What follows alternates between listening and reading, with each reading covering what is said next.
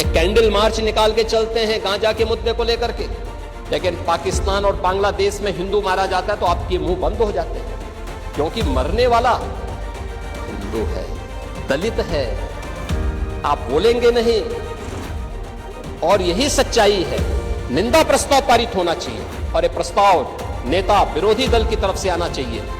इस घटना की हम भर्त्सना करते हैं और बांग्लादेश सरकार को इस बात की चेतावनी देता हूं और इसीलिए हम कह रहे हैं, नोट करना ये चीजें होनी चाहिए और हमारा भी प्रयास होना चाहिए। ಬಾಂಗ್ಲಾದೇಶದಲ್ಲಿ ನಡೆದ ಘೋರ ದುರಂತ, ಒಬ್ಬ ಹಿಂದೂ ದೀಪು ಚಂದ್ರದಾಸ್ ಅನ್ನುವಂಥ ಅಮಾಯಕನನ್ನು ಸುಟ್ಟು ಹಾಕಿದಂಥ ಪ್ರಕರಣದ ಬಗ್ಗೆ ಯಾರು ಮಾತಾಡ್ತಾರೋ ಬಿಡ್ತಾರೋ, ಯೋಗಿ ಆದಿತ್ಯನಾಥ್ ಮಾತಾಡಲೇಬೇಕಾಗಿತ್ತು. ಅವರು ಮಾತಾಡಿದ್ದಾರೆ ಕೂಡ. ಅವರ ಮಾತುಗಳು ಎದುರಿರುವಂಥ ವಿಪಕ್ಷಗಳನ್ನು ಅಲುಗಾಡಿಸಿದೆ. ಯೋಗಿ ಆದಿತ್ಯನಾಥ್, ನೀವು ಇಲ್ಲಿವರೆಗೂ ಏನು ಮಾಡ್ಕೊಂಡು ಬಂದ್ರಲ್ಲ ಕಾಂಗ್ರೆಸ್ನವರು ಮತ್ತು ಅವರ ಮಿತ್ರ ಪಕ್ಷಗಳವರು, ದೇಶವನ್ನು ಒಡೆಯೋ ಕೆಲಸ ಬಾಂಗ್ಲಾದೇಶವನ್ನು ಮಾಡಿದ್ರಲ್ಲ ಅದಕ್ಕೆ ಈಗ ಅನುಭವಿಸುವಂತಾಗಿದೆ. ಪಾಕಿಸ್ತಾನವನ್ನು ಮಾಡಿದ್ರಲ್ಲ ಅದಕ್ಕೆ ಈಗ ಅನುಭವಿಸುವಂತಾಗಿದೆ. ಇದರ ವಿರುದ್ಧ ನೀವು ಮಾತಾಡ್ತೀರಾ? ಮಾತಾಡಲ್ಲ. ಅಲ್ಲಿ ಪ್ರಾಣ ಕಳ್ಕೊಂಡವನೊಬ್ಬ ಹಿಂದೂ ದಲಿತ, ನಿಮಗೆ ಮುಸ್ಲಿಂ ವೋಟ್ ಬ್ಯಾಂಕ್ ಬೇಕು, ಅದಕ್ಕೆ ನೀವು ಮಾತಾಡಲ್ಲ. ಯಾಕಂದರೆ ಅಲ್ಲಿ ಈ ರೀತಿ ಬರ್ಬರವಾಗಿ ಸುಟ್ಟು ಹಾಕಿದವರು ಮುಸ್ಲಿಂ ಮತಾಂಧರು, ಕಿಡಿಗೇಡಿಗಳು.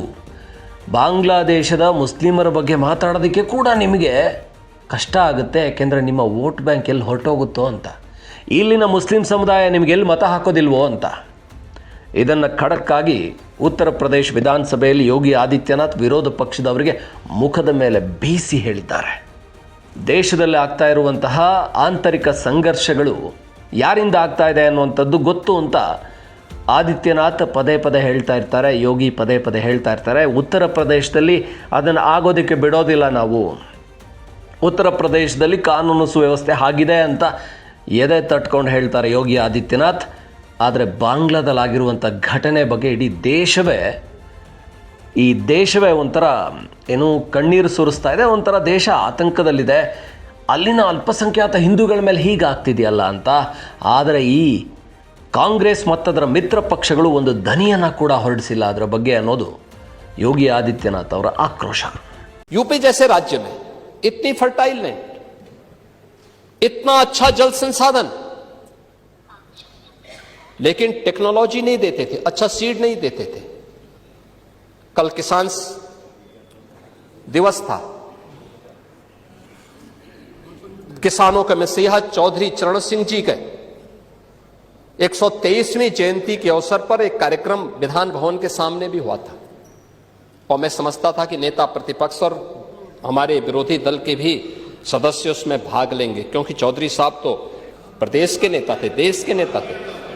आप उस कार्यक्रम में नहीं थे, आएंगे भी नहीं आप लोग, क्योंकि आप लोग तो हर एक कार्य को आप वोट बैंक के नजरिए से देखते हैं। आपकी नियत है, आप किसान को वोट बैंक की नजर से देखते हैं इसलिए कुछ किए नहीं, आप दलितों को वोट बैंक की निगाह से देखते हैं इसलिए कुछ बोलते नहीं। इसलिए मैं कह रहा हूं ना, देखो बांग्लादेश में एक दलित नौजवान को कैसे जला दिया गया। आप लोग गाजा पट्टी में होने वाले किसी भी उस पर आंसू बहाते हैं, लेकिन आपकी जवान से एक शब्द नहीं निकल रहा है, क्योंकि एक दलित नौजवान मारा गया बांग्लादेश में और उस नौजवान के मरने पर आपकी जवानी सिल चुकी है, क्योंकि आप उसको केवल वोट बैंक के रूप में इस्तेमाल करते हैं। ये राजनीति नहीं है पांडे जी, ये राजनीति नहीं है, ये वो सच्चाई है जो आपकी तुष्टीकरण की नीति है, जिसके कारण बांग्लादेश बना है। अगर बांग्लादेश पाकिस्तान नहीं बना होता, इस तरीके से हिंदू नहीं जलाया होता, और जलाता तो फिर उसकी क्या दुर्गति होती या वह भी जानता। ये सुरक्षा की गारंटी, वहां मारे जा रहे हैं हिंदू, आप लोग नहीं बोलेंगे। एक कैंडल मार्च निकाल के चलते हैं गांजा के मुद्दे को लेकर के,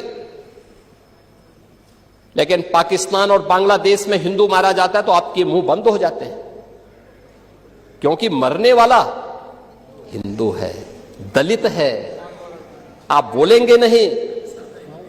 और यही सच्चाई है। निंदा प्रस्ताव पारित होना चाहिए और ये प्रस्ताव नेता विरोधी दल की तरफ से आना चाहिए कि इस घटना की हम भर्त्सना करते हैं और बांग्लादेश सरकार को इस बात की चेतावनी देता हूं। और इसीलिए हम कह रहे हैं, नोट करना, ये चीजें होनी चाहिए और हमारा भी प्रयास होना चाहिए। जब बांग्लादेशी को यहां से निकालेंगे और रोहिंग्या को यहां से बाहर का रास्ता दिखाएंगे तो उनके समर्थन में मत आना, क्योंकि उनमें से बहुत सारे लोगों के वोट आपने बनवाए हैं, उनके बहुत सारे लोगों के लिए आधार भी बनवाने का पाप किया है आप लोगों ने। इसलिए इन चीजों को ध्यान में रखना और एक एक चीज की स्क्रीनिंग होगी, बहुत प्रभावी कार्रवाई करेंगे।